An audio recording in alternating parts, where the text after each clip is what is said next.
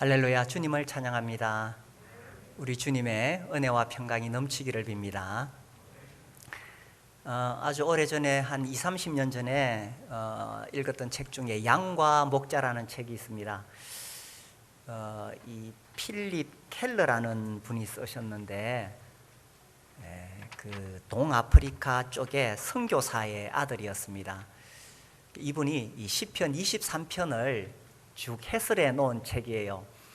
근데 이제 그 책을 쓸 수 있었던 이유가 실제로 그 지역에 양을 키우는 목자들이 많았기 때문에 양들의 습성을 잘 알았고, 또 이 목자가 양들을 어떻게 하는지를 잘 알았기 때문에 자기가 시편 23편의 그 다윗의 이야기를 잘 이해할 수가 있었다는 거죠.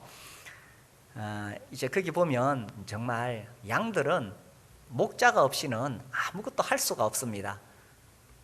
양들은 정말 어리석은 짐승이어서 목자가 일일이 다 챙겨줘야 됐던 거죠.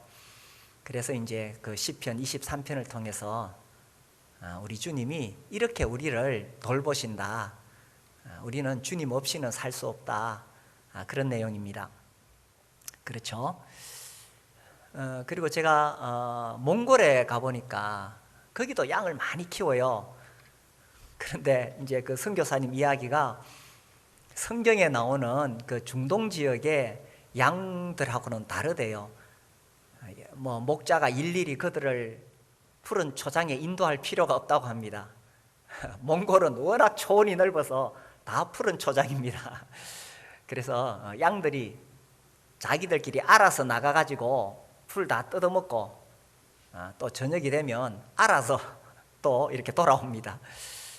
그렇지만 이제 이리가 나타날 때가 있죠. 그러면 이제 목자들이 말을 타고 가서 그 이리를 잡습니다. 오늘 양과 목자라는 제목으로 말씀을 살펴보기 원하는데요. 우리가 오늘 읽었던 본문은 사실 직접적으로는 장로들에게 해당되는 말씀입니다. 너희 중 장로들에게 고난오니 나는 함께 장로된 자요 그리스도의 고난의 증인이요 나타날 영광에 참여할 자니라. 이제 우리 교회도 장로를 세우기 위해서 절차를 밟아가고 있습니다. 오늘은 또 간담회가 있지요. 그래서 질문도 하고 또 대화도 나누고 그런 시간을 가지려고 합니다. 이제 다른 교회는 일반적으로 아무나 장로가 되는 게 아니다 이런 분위기인데, 우리 교회는 장로가 되도록 권유하는 분위기입니다.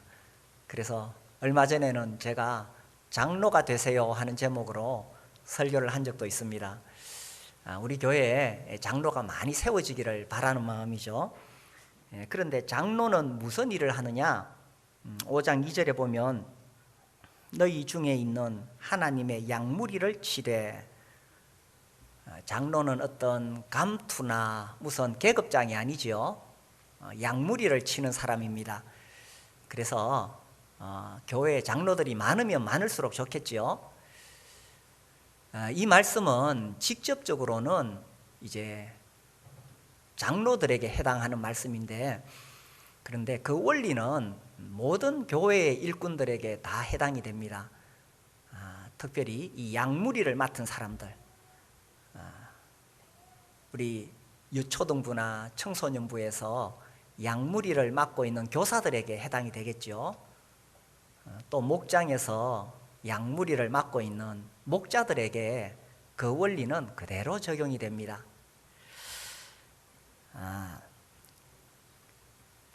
이 교회에서 우리가 많은 사역들, 섬김을 하는데 이 모든 사역의 초점은 결국 양무리를 돌보는 것이지요. 매주 우리 교회 방송팀이 수고를 합니다. 가끔씩 한 번씩 뭔가 문제가 생길 때 있죠. 그러면 우리 모두가 당황합니다. 그만큼 우리 방송팀이 중요하고 또 매주 그렇게 섬기고 있습니다. 평상시 잘 할 때는 우리가 고마운 줄 모르다가 좀 사고 나면은 왜 저러나 그러는데 매주 정말 수고를 하고 있습니다. 또 매주 우리 재정팀이 또 수고하고 있고, 건물 관리하시고 그 외에 많은 사역들이 있습니다. 그런데 이 모든 사역들이 다 모여서 초점은 결국 양무리를 돌보는 것입니다. 교회 와서 뭐 내가 일을 하기는 많이 하는데 이 초점을 잃어버리면 안 되는 거죠. 교회 모든 사역은 양무리를 돌보는 거죠. 이 베드로 전서를 기록한 이제 베드로는 사실 이 메시지를 전할 때 남들과 다른 정말 뼈저린 경험이 있었죠. 요한복음 21장에 그 내용이 나옵니다. 베드로 그러면 우리는 3번 부인한 베드로 이렇게 잘 알고 있죠. 3번 부인하고 베드로가 얼마나 낙심했겠어요. 다시는 주님을 배울 낯이 없었을 것입니다. 그때 요한복음 21장에 부활하신 주님이 찾아오셨잖아요. 한번 볼까요? 21장 15절에 보시면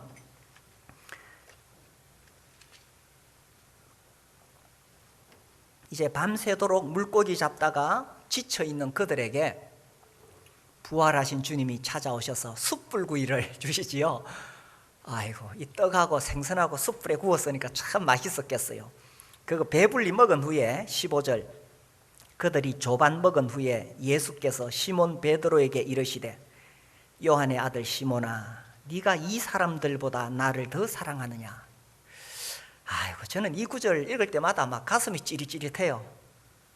요한의 아들 시몬아 네가 이 사람들보다 나를 더 사랑하느냐.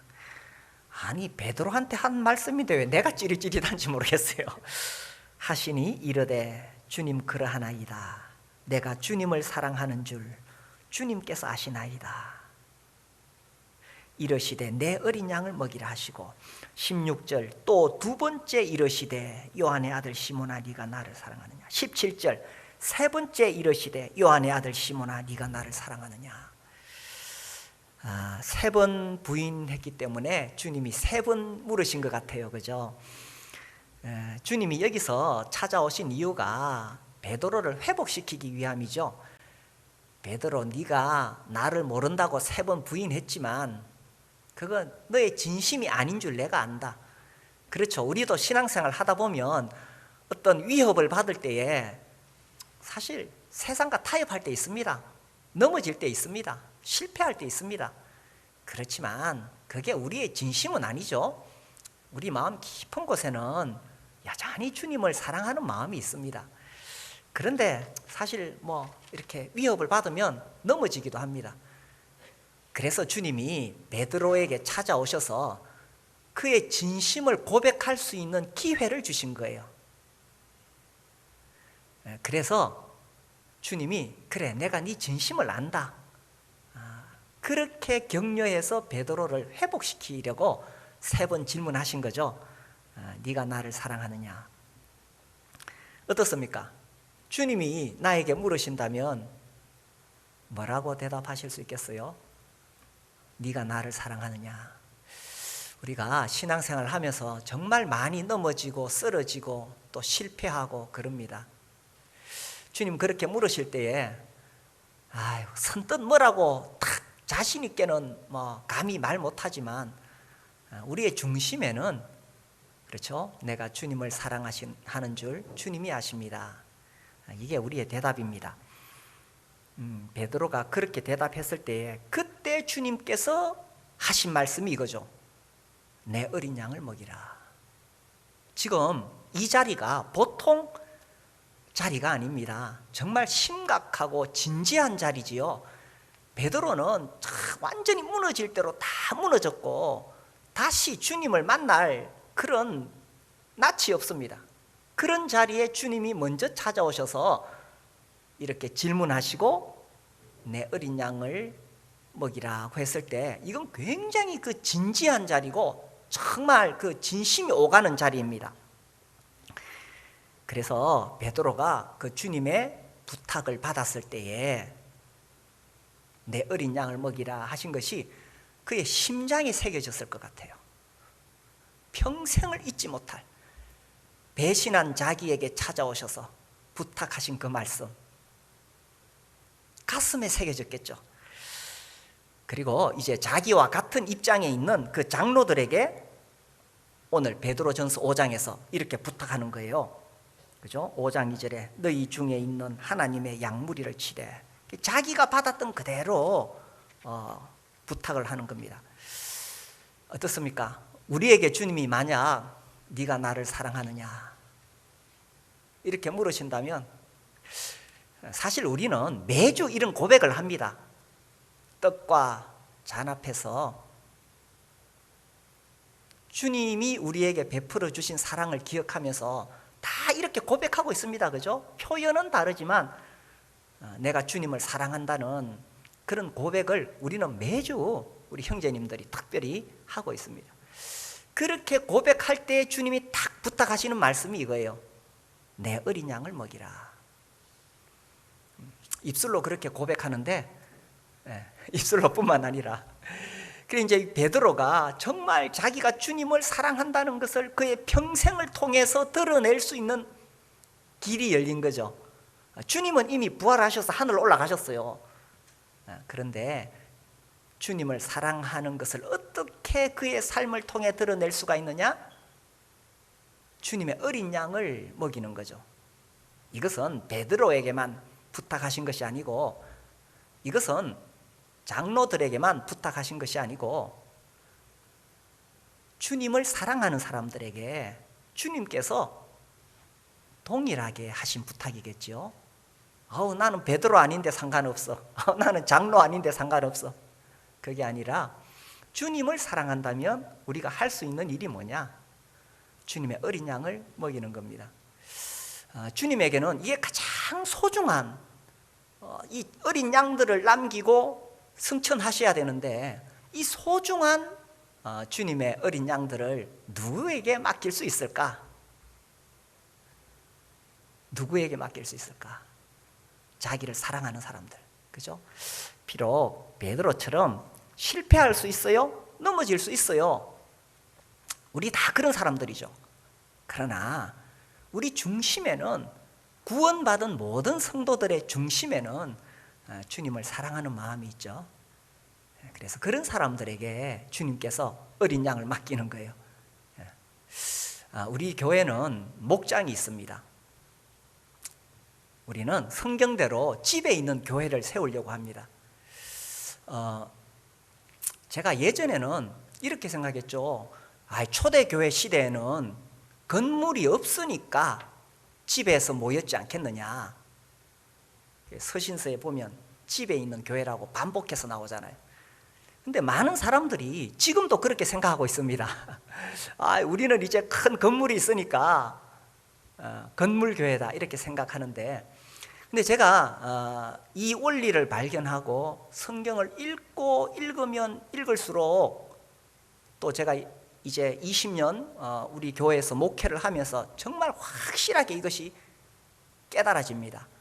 주님은 건물교회를 세우려고 하신 게 아니에요. 주님이 디자인한 교회는 가정교회입니다. 집에서 식구가 되어서 함께 먹고 함께 삶을 나누고 기뻐하고 슬퍼하고 함께 기도하고 또 전도하는 그런 집에 있는 교회를 주님이 세우려고 하셨구나. 그런데 이제 313년 기독교 공인되고 기독교가 발전하면서 제도화되고, 그죠? 그러면서 사실은 이 원리들이 무너지기 시작했는 거예요. 그러다 보니까 마치 우리만 이상한 것 하는 것처럼 생각하는데 그렇지 않죠. 우리 교회는 정말 성경에 있는 대로 해보려고 애쓰는 교회입니다. 그래서 우리 교회는 매주 떡과 잔을 통해서 주님을 기념합니다. 다른 교회는 그렇게 안 해도 상관없어요. 성경에 보니까 그렇게 하는 게 맞아요. 우리 교회는 성직자와 평신도의 구분이 없습니다. 왜요? 성경에 보니까 다 형제들이니까. 그래서 성경대로 하려고 집에 있는 교회를 하려고 하는 겁니다. 주님이 자기의 이 소중한 어린 양들을 누구에게 맡기느냐? 만약 어떤 부모가 먼 길을 떠나야 되는데 정말 이 젖먹이 아기들, 어린 아기들을 맡긴다 그러면 누구한테 맡기겠어요? 어린이집 교사? 아니면 뭐 하여튼 뭐 이 아동 교육 전문가에게 맡기겠어요? 부모들은 그렇게 안 맡깁니다. 정말 자기를 사랑하고 신뢰하는 그 사람에게 자기 어린 젖먹이 아기들을 맡기겠죠. 주님도 그래요. 세상에 능력 있는 그런 사람이 아니라 우리 마음에 내가 비록 부족하지만 주님 사랑하는 사람에게 어린 양을 맡기신 거예요. 그래서 이 목자가 양무리를 칠 수 있는 것은 억지로 할 수 있는 게 아니죠. 자원함으로 기꺼이 해야 되는데 주님을 사랑하는 마음으로 할 수 있습니다. 그래서 우리 목자님들이 그렇게 할 수 있도록 격려가 필요합니다. 우리 목장 식구들이 목자님을 존중하고 순종하고 그래야 돼요. 5절 보세요. 5절. 젊은 자들아 이와 같이 장로들에게 순종하고 다 서로 겸손으로 허리를 동이라. 하나님은 교만한 자를 대적하시되 겸손한 자들에게는 은혜를 주시느니라.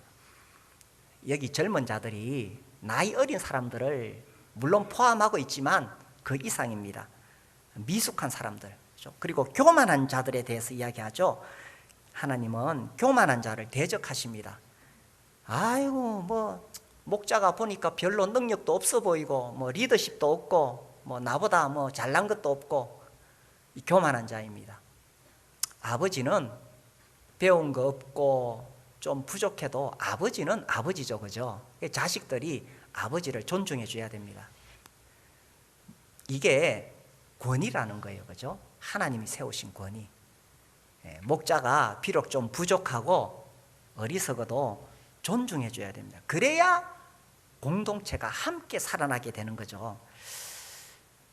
이 오해를 하는데 목자는 섬겨야 된다고 계속 제가 강조를 하니까 아이고 목장 식구가 그럼 나를 좀 섬겨주시오. 당신이 목자니까 나를 섬겨주시오. 주님이 베드로에게 어른 양을 맡겼어요? 어린 양을 맡겼어요? 어린 양을 맡겼어요. 어린 양은 시키는 대로 고분고분 잘합니다. 어른 양은 섬김을 받는 것이 아니라 목자를 도와서 어린 양을 섬겨야 됩니다.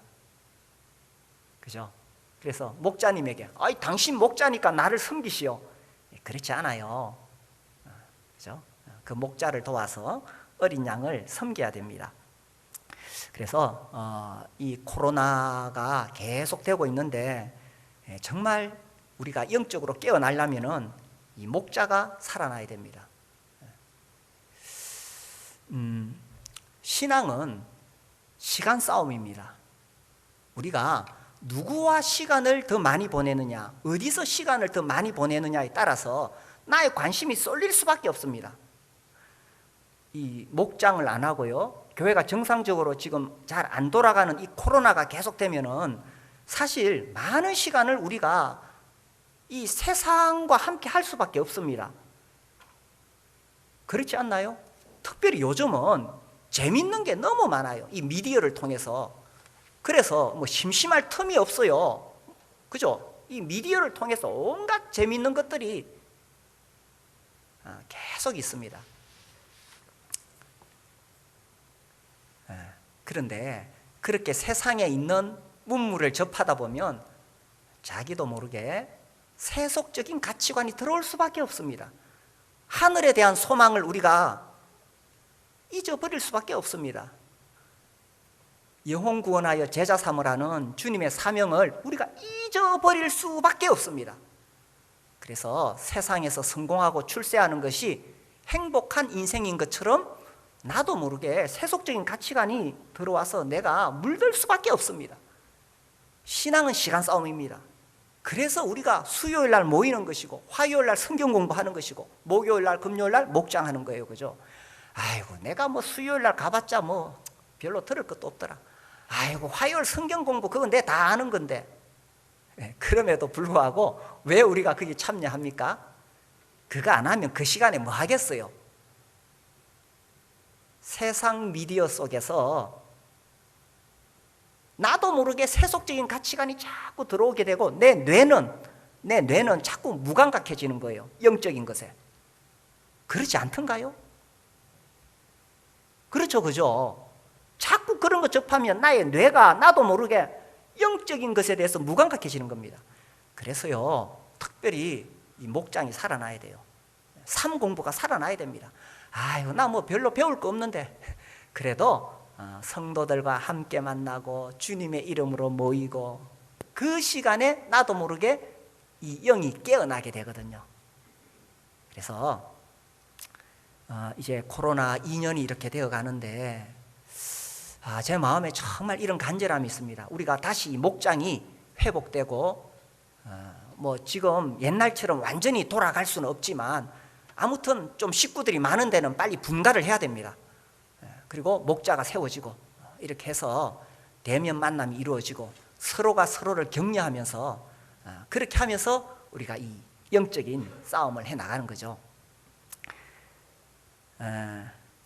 그렇게 해서요, 특별히 목자가 이 양들을 잘 돌보면 어떻게 되느냐? 5장 4절 보세요. 4절 우리 같이 한번 읽어보겠습니다. 시작. 그리하면 목자장이 나타나실 때에 시들지 아니하는 영광의 관을 얻으리라. 예, 나타나실 때에 목자장이 오십니다. 목자장이 다시 오십니다. 성경 곳곳에 예수님이 다시 오신다는 것이 다 이렇게 심어져 있어요.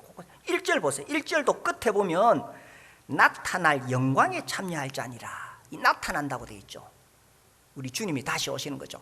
성경 곳곳에 주님의 다시 오심에 대한 메시지가 다 담겨져 있습니다. 오늘날 많은 사람들이 이 진리를 잊어버리고 있는데 예수님 다시 오십니다. 목자장이 다시 오시죠. 그날에 이 목자장이 오셔서 이 목자들, 양을 맡은 우리 교회 목장의 목자들뿐만 아니라 우리 어린이 교사들, 청소년부 교사들, 또 우리 각자에게 주님이 맡겨주신 영혼들이 다 있죠. 그것에 대해서 결산하는 날이 온다는 것입니다. 이 달란트 비유에 그런 게 잘 나오죠. 마태복음 25장에 보면 5달란트, 2달란트, 1달란트를 맡기셨는데 이렇게 돼 있어요. 그 종들의 주인이 돌아와 그들과 결산할세. 결산의 날이 있다는 것입니다. 그래서 그때의 4절에 시들지 아니하는 영광의 관을 얻으리라. 영광의 관, 영광의 면류관이라고 되어 있는데 옛날 번역에 그죠? 시들지 아니하는 영광의 관. 그러면 시드는 관도 있잖아요. 이 배경에 이 당시에 이제 운동 경기를 하거나 했을 때에 1등한 사람에게 월계관, 그 관을 씌워주죠. 그 월계관 쓰고 나갈 때 사람들이 박수치고 환호하고 그죠? 1등한 사람에게 그렇게 영광을 돌립니다. 그 다음날 이 사람이 또 그 월계관 쓰고 나가면 어떻게 되겠어요? 이파리가 시들시들해가지고 축 늘어져 있는데 그거 또 쓰고 나가면 어떻게 되겠어요? 사람들이 보고 저 사람 왜 저러지? 다 시들어 빠진 저걸 왜 쓰고 나오지? 세상의 영광이라는 게 다 그런 거지요, 그죠?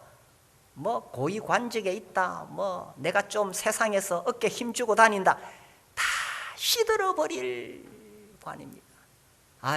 안타깝게도 우리나라 역대 대통령의 영광은 너무 빨리 시들어버리죠. 그런데도 대권에 도전하겠다고 하는 사람들이 많이 있습니다. 그 다 시들어버리는 면류관인데 주님이 시들지 않는 면류관을 주시겠다는 거예요. 누구에게? 양들을 돌본 사람들에게. 천국 가면 그 관 쓰고 우리가 돌아다닐까요? 어떨까요? 만약에 그렇다면 이거 저분은 목자였구나. 세상에서 정말 주님 맡기신 어린 양을 돌보는 목자였구나. 금방 알아보겠죠? 실제로 그 관을 쓴다든지 그런 의미보다는 목자장이 나타나실 때에 이 어린 양들을 잘 돌본 사람들에게는 영원한 영광이 있다는 것을 말씀하시는 거겠죠. 세상의 영광은 아무리 빛나고 화려해도 시들어 버리지만 주님이 주신 이 사명을 따라 어린 양을 잘 돌보고 섬긴 사람은 영원히 그 영광이 빛날 것이라는 것을 시들지 않는 관을 얻으리라, 이렇게 표현한 것 아니겠어요? 결산의 날이 옵니다. 마태복음 25장에 보면 달란트 비유에서 그죠, 착하고 충성된 종이 나오고 악하고 게으른 종이 나옵니다. 착하고 충성된의 반대말이 악하고 게으른이에요, 그죠? 성경에 보니까 악하고 게으른 종이 나와요. 그 에스겔 한번 봅시다. 에스겔 34장. 우리 성경 읽기표에 따라서 에스겔 그동안에 계속 읽었죠. 제가 이거 읽으면서 우리 성도들이 정말 재미없겠다, 무슨 말인지 잘 몰라서. 어쨌든 그래도 에스겔 다 읽었습니다. 34장에 보시면 여호와의 말씀이 내게 임하여 이르시되, 인자야, 너는 이스라엘 목자들에게 예언하라. 그들 곧 목자들에게 예언하여 이르기를, 주 여호와께서 이같이 말씀하시되, 자기만 먹는 이스라엘 목자들은 화 있을진저 목자들이 양떼를 먹이는 것이 마땅하지 아니하냐, 이렇게 말씀하십니다. 자기만 먹는 목자들은 화 있다. 책망하시죠. 꾸중하십니다. 목자들이 양떼를 먹이는 것이 마땅하지 아니하냐. 양들을 맡은 모든 목자들에게 참 경고의 메시지가 되죠. 저도 마찬가지고요. 3절, 너희가 살찐 양을 잡아 그 기름을 먹으며 그 털을 입되 양떼는 먹이지 아니하는도다. 4절 한번 같이 읽어볼까요? 4절 시작. 너희가 그 연약한 자를 강하게 아니하며 병든 자를 고치지 아니하며 상한 자를 싸매주지 아니하며 쫓기는 자를 돌아오게 하지 아니하며 잃어버린 자를 찾지 아니하고 다만 포악으로 그것들을 다스렸도다. 연약한 자, 병든 자, 상한 자, 쫓기는 자, 잃어버린 자를 돌보는 것이 목자의 당연히 할 일인데, 그렇게 하지 않으면 이런 책망이 있다는 겁니다. 5절에 목자가 없으므로 그것들이 흩어지고 흩어져서 모든 들짐승의 밥이 되었도다. 양들은 목자가 없으면 살 수가 없는 짐승입니다. 목자가 없으면 흩어지고 흩어져서 짐승의 밥이 됩니다. 그래서요, 우리가 목자를 중심으로 모여야 양들도 살고, 또 목자는 양들을 모아야 됩니다. 특별히 우리가 목장을 통해서 목자는 양들을 모아야 되고, 목장 식구들은 나는 목자 없이도 잘 살 수 있어, 그렇지 않습니다. 목자를 중심으로 같이 모여야 우리가 함께 살 수 있어요. 안 그리고 나는 목자 필요 없다 하고 가면 여기 보니까 짐승의 밥이 됩니다. 또 목자도 마찬가지입니다. 양들을 방치하면 들짐승의 밥이 됩니다.